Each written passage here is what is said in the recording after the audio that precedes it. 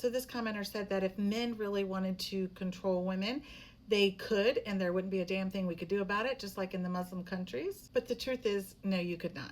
We live in a democracy where women have constitutional rights. And rolling all of that back would require massive legal changes and basically the destruction of our democracy. Now, I can see that we might be heading there, but the men aren't going to win on that because they would suffer also by losing democracy. It also says that women have it good in our country because we get custody of the kids 99% of the time. But the facts show that women get custody about 70% of the time because most cases are agreed upon in mediation, not courtroom battles, which is usually only 10% of the cases. And women get custody most of the time because they fight for that custody. And in the situations where men actually fight for custody of their kids, fathers who fight in court usually get full custody 30% of the time, or they win joint physical custody in an additional 65% of the cases. In the year 2025, courts default to 50-50 custody for both parents unless one parent doesn't want it.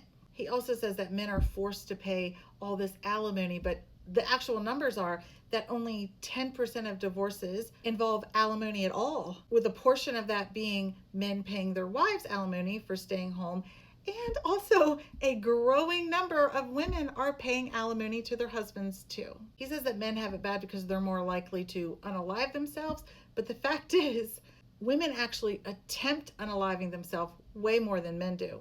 Men are just more successful at doing it because of the method that they use. Because men choose more violent, lethal methods like firearms, hanging, and asphyxiation, whereas women are more likely to overdose. Now, he is right that men's prison sentences are longer than women for the same crime, but that's not caused by women oppressing men. That's just how our justice system interprets gender roles. And men are more likely to end back up in prison. He also says that men are more likely to be victims of violence, and that is true for stranger violence, but women are far more likely to be victims of domestic violence and sexual violence, which I think is scarier because the home is supposed to be a safe place and it's not for a lot of women. He also says that men have higher homeless rates, but that is not actually true. Yes, 60 to 70% of the homeless population are men, but women have hidden homelessness, where they are couch surfing in someone's home or living in a car. And lastly, he says that it's mainly men on the front lines of warfare. But whose fault is that? It's the men that keep us out.